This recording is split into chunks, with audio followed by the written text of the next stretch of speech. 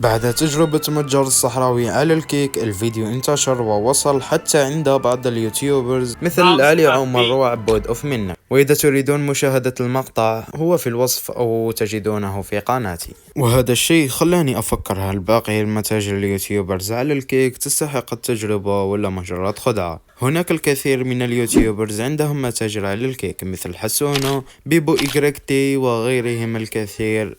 لكن السؤال، من هو اليوتيوبرز التالي اللي تريدوني أجرب متجره؟ المتجرة صادقة أم مجرد كذب؟ راح نكتشف كل شيء معا. اكتبوا في التعليقات اسم اليوتيوبر اللي تريدوني أجرب متجره، وأكثر اسم يتكرر راح يكون الفيديو القادم. هذا الفيديو مجرد بداية، كلما كان الدعم أكبر كلما استمرينا في تجربة متاجر أكثر وأشياء أخرى. لا تنسوا اللايك والاشتراك لأن القادم أقوى. نشوفكم في الفيديو القادم.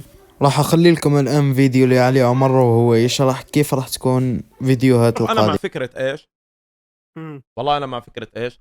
انا مع فكره اذا في يوتيوبر شباب مبتدئ بيشاهدنا على البث المباشر، انا مع فكره انه يجي يوتيوبر يكون لا بيعرف علي عمر ولا بيعرف صحراوي ولا بيعرف عبود ولا بيعرف بينال يعني انه بيعرفنا كلنا كيوتيوبرز وكستريمرز، بس انه ما ينحاز لاي واحد فينا.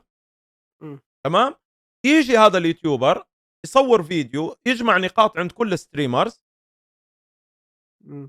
طيب، يجمع نقاط عند كل ستريمرز ويجرب كل واحد متجره.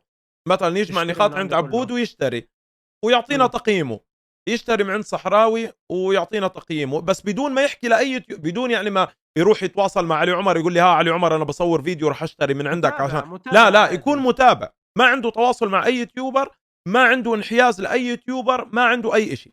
يجي يجرب المتاجر، يجرب البثوث، يجمع عند علي عمر ويشتري ويعطينا تقييمه، ويجمع عند، وطبعا التقييم يكون على اساس انه كم وقت اخذتك الجواهر لوصلتك، هل وصلتك الجواهر او لا، وكم وقت اخذت عشان تجمع، ويعطينا هذا التقييم.